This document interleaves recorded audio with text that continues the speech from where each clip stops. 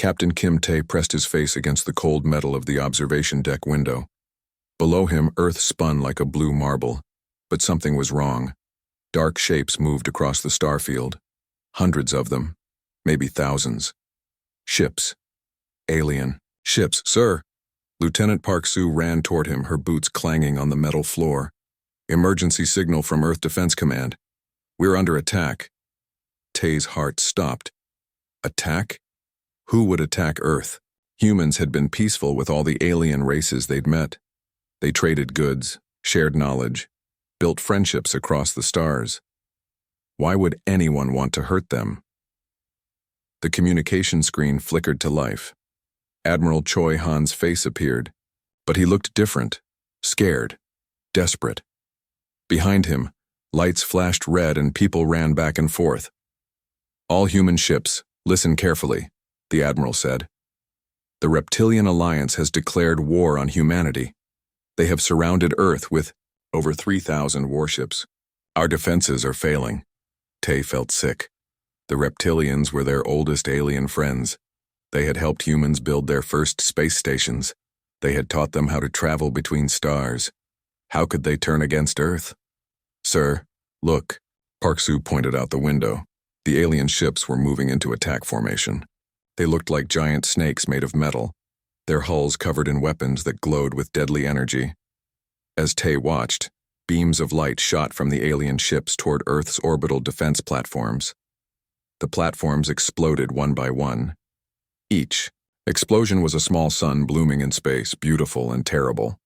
Those platforms protected millions of people on Earth. Now they were gone in seconds. Why are they doing this? Whispered Lee Jun from the communication station. He was young, barely 20 years old. He had grown up believing aliens were friends. I don't know, Tae said. But inside he remembered things. Meetings where reptilian ambassadors had seemed angry about human expansion. Comments about humans growing too fast, taking too much space. Maybe the friendship had been fake all along. More explosions lit up the darkness. The space elevators that connected Earth to the orbital cities were burning. Tae watched them fall like broken strings, their debris creating shooting stars as they entered the atmosphere. Emergency broadcast from Luna Base, Jun called out. They're evacuating the moon colonies. On the screen, Tae could see the moon's surface dotted with fires. The reptilian ships were bombing everything humans had built. Not just military bases, schools, homes, farms, everything. Sir, incoming message from the planet, Park Soo said, her voice shaking. The screen changed to show a woman standing in what looked like a basement. Behind her, the walls shook from explosions. She wore the uniform of Earth's planetary defense force, but it was torn and bloody. This is Captain Yoon Mi from New Seoul, she said. The city is under bombardment. We're losing power across all continents. The atmospheric shields are failing. They're going to burn the whole planet. Tae could hear children crying in the background. His own children lived in New Seoul. His wife worked there as a teacher. Were they safe? Were they even alive? All civilian ships evacuate immediately, the woman continued. Military vessels protect the evacuation ships. We can save maybe 50,000 people. Maybe. 50,000. Tae's mind couldn't understand the number. Earth had 12 billion people. 50,000 meant that 11,950,000,000 people were going to die. Almost everyone he had ever known or loved. Sir, the reptilian ships are targeting civilian evacuation vessels, reported Jun, tears running down his face. Through the window, Tae watched small human ships trying to escape Earth's gravity. They were slow, heavy with refugees. The alien warships hunted them like wolves hunting sheep. Green energy beams reached out and turned the evacuation ships into clouds of glowing gas. They're killing everyone, Park Soo whispered. Even the children. The communication screen flickered again. This time it showed Admiral Choi Han standing in what remained of his command center. Half of his face was burned. Behind him, everything was on fire. Execute Protocol Exodus, the Admiral said. All remaining human ships scatter to the outer systems. Don't try to fight. Don't try to save anyone. Just run. Hide. Survive if you can. The screen went black. Luna Base was gone. Tay looked at his crew. They were good people. Young, hopeful, full of dreams about exploring the galaxy. Now they were the last witnesses to humanity's death. Set course for the Titan Nebula, he ordered. Maximum speed. As their ship turned away from Earth, Tay took one last look at his home planet. The blue marble was turning brown and red. Clouds of smoke covered the continents. The oceans themselves seemed to be boiling. The reptilian ships circled the dying world like vultures. They had come not just to defeat humanity, but to erase them completely, to make sure nothing human would ever exist again. Will we ever go back? Asked Park Sute watched Earth disappear behind them. Somewhere in that hell his family was dying. His friends, his neighbors, everyone he had ever cared about was burning alive. Someday, he said quietly, someday we'll make them pay for this. But deep in his heart he knew the truth. Humanity was finished. They were just a few scattered refugees running into the dark between stars. The galaxy would forget they had ever existed. The reptilians had won completely and forever. 50 years had passed since Earth burned. Dr. Yoon Mi crawled through the narrow air vent of mining station K-47, trying not to make any noise. Her knees hurt from years of living in low gravity, and her clothes were patched and dirty. This was what humans had become, scavengers hiding in forgotten corners of space. The mining station belonged to a race called the Builders. They had hired humans to do the dangerous work that even robots couldn't handle. The pay was terrible. The food was worse, but it kept humans alive. Barely. Mi reached the maintenance room where she had hidden her secret project. For 3 years, she had been collecting pieces of broken alien technology. Computer parts from crashed ships, damaged sensors from old satellites, memory cores that other species had thrown away as garbage. "Did anyone see you?" whispered Kim Do as Mi climbed down from the vent. Do was only 25 years old. He had been born after Earth's destruction, in the cargo hold of a refugee ship. He had never seen blue skies or felt real sunlight on his face. "No, they think I'm just fixing the water recyclers again," Mi said, pulling a strange device from her bag.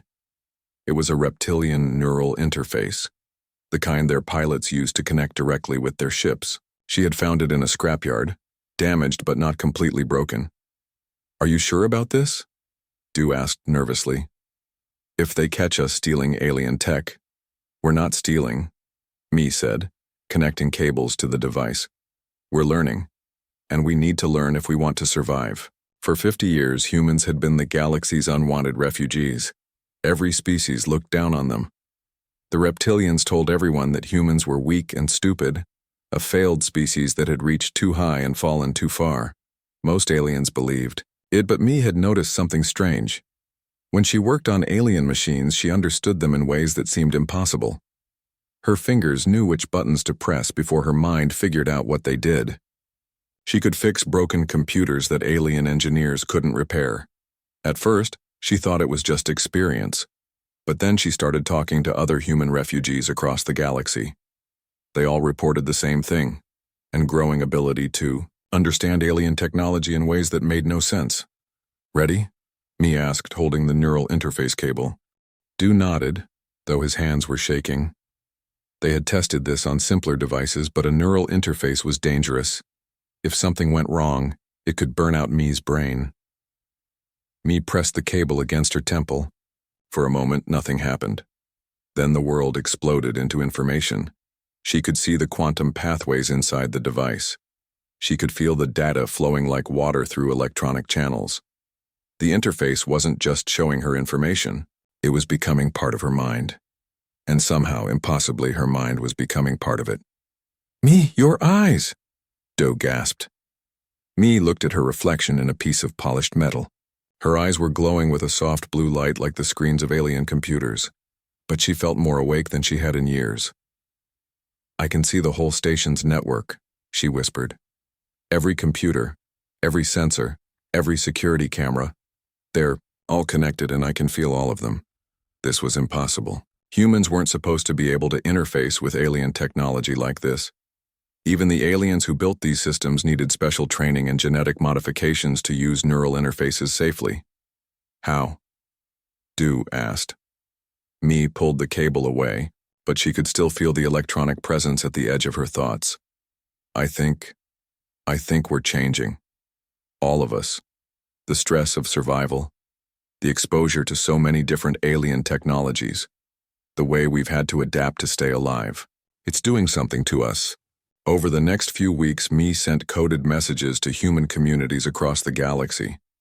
She used quantum channels that the aliens couldn't monitor, hidden in the background noise of cosmic radiation. The responses were incredible.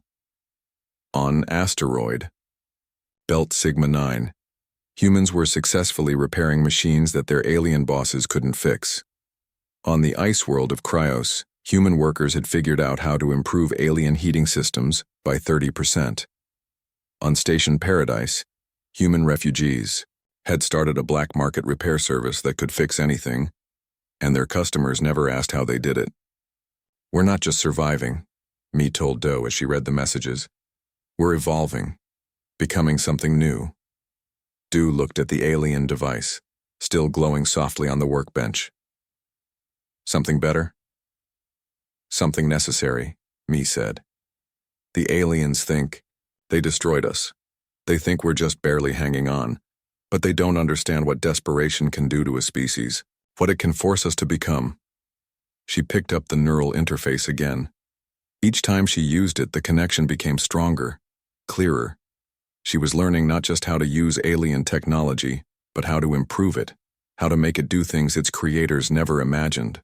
50 years ago, we were refugees begging for help, Mi said. But we're not begging anymore. We're learning, we're growing. And someday, when we're ready, we're going to show the galaxy what humanity has become. Outside the small maintenance room, alien miners continued their work, never suspecting that the quiet human woman who fixed their machines was becoming something they couldn't understand or control. The galaxy still saw humans as broken refugees. They had no idea that their victims were transforming into something far more dangerous than they had ever been before. 20 years after Dr. Yoon Mi first connected to the alien neural interface, she stood in a hidden chamber deep inside Asteroid, Base Omega 12.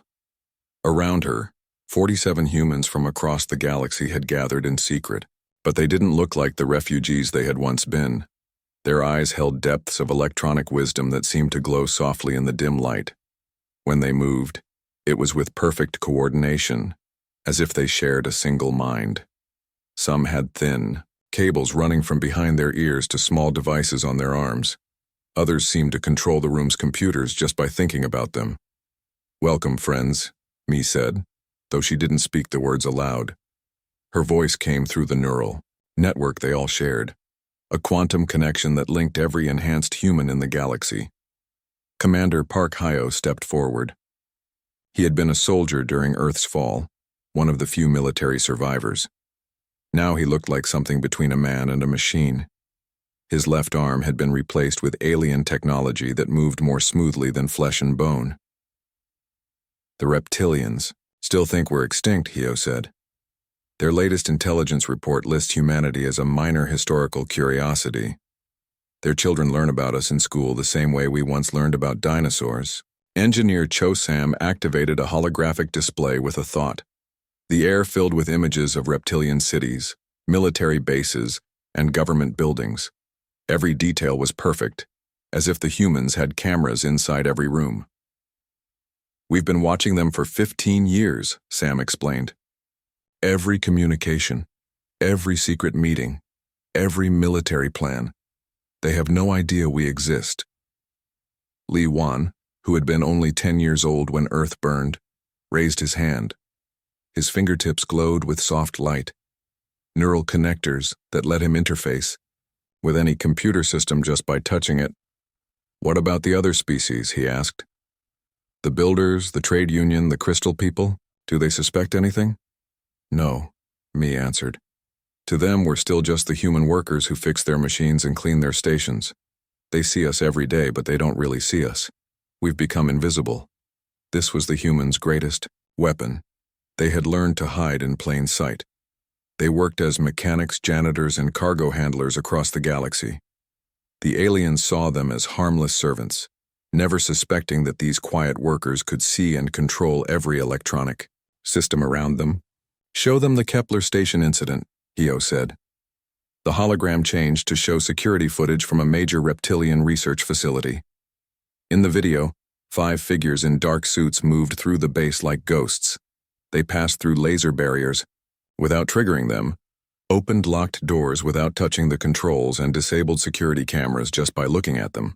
"Impossible," whispered Kim Jin, a newer member of their group. "How did they move like that?" "Practice," Sam said simply, "and evolution. We don't just use alien technology anymore. We become part of it. When you can feel the electronic pulse of every device around you, avoiding security systems becomes as easy as walking around furniture in your own home." The video continued. The human infiltrators reached the facility's central computer and began downloading classified files, but they weren't using any visible equipment. They simply placed their hands on the computer terminals and terabytes of data flowed directly into their enhanced minds. "What were they after?" Jin asked. "Genetic records," Mi explained. "The reptilians have been studying the survivors of other extinct species, trying to understand why some races disappear completely while others adapt and survive. They're getting worried about reports of ghost attacks on their facilities. For the past 5 years, enhanced humans had been conducting a shadow war against their former oppressors. They didn't use bombs or guns. Instead, they caused computer failures, communication blackouts, and navigation errors. To the reptilians, it looked like random system malfunctions, but each accident weakened their control over the galaxy. They're starting to suspect something," Hio reported. "Yesterday, Admiral Vextar ordered a full investigation into what he calls coordinated technical failures. He thinks a new alien species might be behind the attacks." "Good," Mi said. "Let them waste time looking for enemies they can't understand. Meanwhile, we continue to grow stronger." She gestured to the assembled humans. Each one represented hundreds of others scattered across the galaxy. They worked in factories, spaceports, mining stations, and research facilities. They were the invisible army that kept galactic civilization running, and they were all connected through the quantum neural network. "How many of us are there now?" asked Juan. 87,000 confirmed contacts, Sam replied. "But the number grows every day. Every human who learns to interface with alien technology becomes part of our collective consciousness." I smiled. It wasn't a human smile anymore. It carried electronic harmonics that spoke of vast computational depths. "The reptilians destroyed our world because they feared our potential," she said. "They wanted to eliminate us before we became a threat. But they made one critical mistake." "What mistake?" Jin asked. "They didn't kill us completely. They scattered us, stressed us, forced us to adapt in ways we never would have needed to on peaceful Earth. They created the very threat they tried to prevent." The holographic display changed one more time, showing a map of the galaxy with thousands of points of light. Each light represented a human community, a group of enhanced survivors connected to the neural network. "Phase 3 begins tomorrow," Mai announced. "It's time to show the galaxy what 70 years of evolution has created. It's time to reveal that humanity didn't die. We transcended." Around the chamber, glowing eyes reflected the light of the hologram. The galaxy was about to learn that their forgotten victims had become something beyond their worst nightmares. Admiral Vextar stood in the command center of his flagship, staring at reports that made his scales crawl with fear. In the past 3 months, 29 military installations had suffered complete system failures. Trade routes collapsed when navigation computers gave wrong directions. Even the reptilian homeworld had lost power for 6 hours last week. "Sir, we have the security footage from Mining Station Beta 7, his intelligence officer said, activating the holographic display. The video showed 5 figures moving through the station's corridors. They wore dark suits that seemed to bend light around them, making them hard to see clearly. But what frightened Vextar most was how they moved, with perfect coordination like they shared one mind, Watch this part, the officer said, slowing down the video. The figures approached a locked security door. Instead of using tools or weapons, one of them simply placed a hand on the control panel. The door opened immediately, as if the computer recognized them as authorized personnel. Impossible, Vextar hissed. Our security systems use quantum encryption. No one can hack them that quickly. That's not the strangest part, sir, the officer continued. Watch what happens when they reach the central computer. In the video, the figures surrounded the main computer terminal. Without connecting any cables or devices, they began downloading classified files. Data flowed from the computer to them somehow, though no visible connection existed. How are they doing that? Vextar demanded. We don't know, sir. But there's more. Look at this footage from the Kepler research station. The new video showed similar figures moving through a different facility. This time, they seemed to predict every security measure before it activated. Laser barriers shut down just as they approached. Guard robots turned away as if programmed to ignore them. Alarms failed to sound even when motion detectors clearly saw them. It's like they know our systems better than we do, the intelligence officer said quietly. Vextar studied the figures more closely. Something about their size and shape seemed familiar, but he couldn't place it. They were roughly humanoid, but moved with a grace that seemed almost mechanical. Have we identified who they are? He asked. No, sir. But we've detected similar intrusions on 47 different worlds. Always the same pattern. Perfect coordination. Impossible knowledge of our security systems and no trace left behind. The Admiral's communication console beeped with an urgent message. He opened it to find a report from Commander Cathedral on the frontier world of Zephyr Prime. Sir, you need to see this. Cathedral's worried face appeared on the screen. We caught one of the intruders. Vextar felt his heart skip a beat. You have a prisoner? Not exactly. The creature escaped, but not before we got a clear look at it. Admiral, I think you should sit down.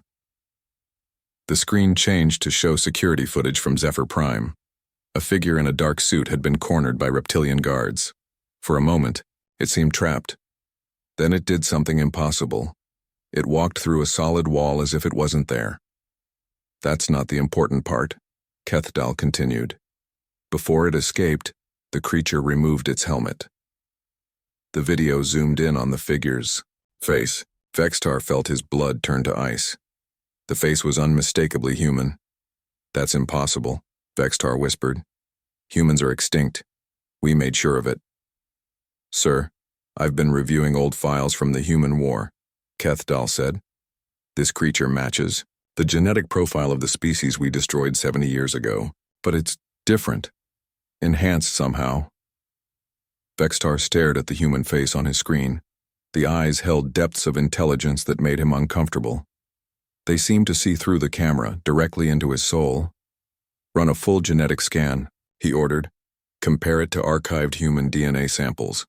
Already done, sir. It's a 97% match. But there are modifications. Artificial enhancements that shouldn't be possible with human technology. The Admiral began pacing his command deck. If humans had survived, if they had somehow evolved beyond their original limitations, then every assumption about galactic security was wrong. Sir, incoming priority message from High Command, his communications officer announced. The screen changed to show the Supreme Commander of the reptilian hegemony. The ancient leader's scales were pale with worry. Admiral Vextar, we have a crisis, the Supreme Commander said. Every major facility in the hegemony has reported intrusions by unknown entities. Our most secure databases have been compromised. Someone has been reading our classified files for years. Sir, we may have identified the perpetrators, Vextar replied. The evidence suggests they're human. Silence filled the communication channel. The Supreme Commander's eyes widened with disbelief. Humans are extinct, Admiral. We personally oversaw their destruction. Yes, sir. But apparently we didn't destroy them completely. They've survived, and they've changed. Evolved into something we don't understand. Before the Supreme Commander could respond, every screen in Vextar's command center flickered and went black. For 30 seconds, the flagship of the reptilian fleet was completely blind and deaf. When the systems came back online, a message appeared on every display. We remember Earth. We remember our dead. We have not forgotten, and we have not forgiven. The message was signed with a symbol that made Vextar's scales crawl. The old Earth flag, but changed. Enhanced. The stars seemed to glow with electronic light. Admiral, his communications officer said in a shaking voice. That message appeared on every computer in the fleet simultaneously, including the ones that aren't connected to any network. Vextar realized the truth with growing horror.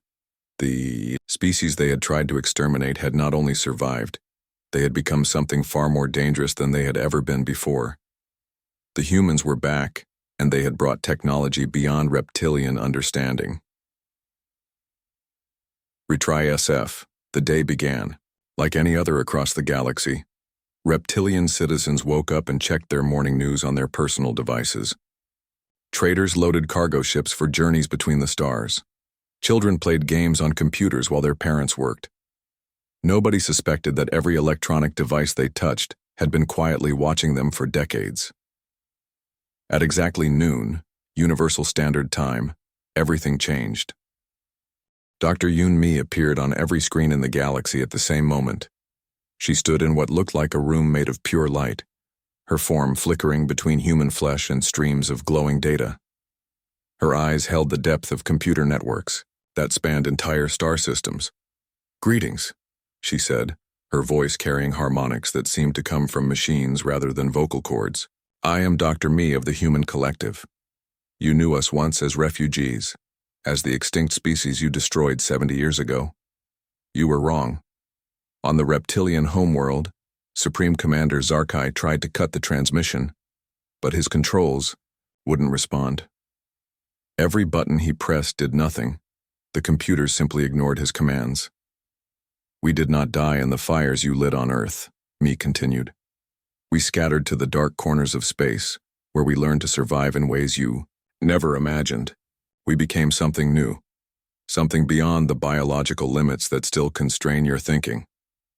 Admiral Vextar watched in horror from his flagship as his weapon systems activated themselves, not to fire, but to display readouts showing exactly how easily they could be turned against his own ship. Every defense grid, every security protocol, every secret code, the humans knew them all. "For 70 years you believed us extinct while we lived among you," Mi said. "We fixed your machines, cleaned your stations, worked in your mines. You saw us every day but never truly saw us. We became the invisible caretakers of your civilization." The image changed to show surveillance footage from across the galaxy. Humans working quietly in the background of alien societies, but now their true nature was visible. Their eyes glowed with electronic light. Their movements showed perfect coordination with the machines around them. They were no longer just using technology, they had become one with it. Commander Park Hyo appeared beside me, his form also flickering between flesh and data streams. "You laughed at our ruin. You celebrated our destruction. You thought strength came from the size of your fleets and the power of your weapons. You never understood that true strength comes from adaptation." On trading stations across the galaxy, alien merchants watched their computers display impossible data. Every transaction, every secret deal, every hidden account. The humans had access to everything. They knew more about galactic commerce than the beings who ran it. "We prevented 17 wars you never knew were starting," Hyo continued. "We stopped 34 disasters that would have killed millions. We maintained the balance of galactic civilization while you believed yourselves to be in control." The footage showed human agents working in shadows throughout history, quietly, sabotaging weapon shipments that would have started conflicts, fixing critical systems just before they failed, redirecting asteroid impacts away from populated worlds. The galaxy had been protected by ghosts that no one knew existed. But protection was not our only goal, Mi said. We also remembered every human death, every burning city, every child who died in your attack on Earth. We remembered it all. The screens began showing classified reptilian military footage from the day Earth burned. But now it was enhanced, processed through human neural networks that could analyze every detail. The images showed the systematic nature of the genocide, the deliberate targeting of civilians, the joy on reptilian faces as they watched humanity die. You tried to erase us completely, Mi continued. But you failed.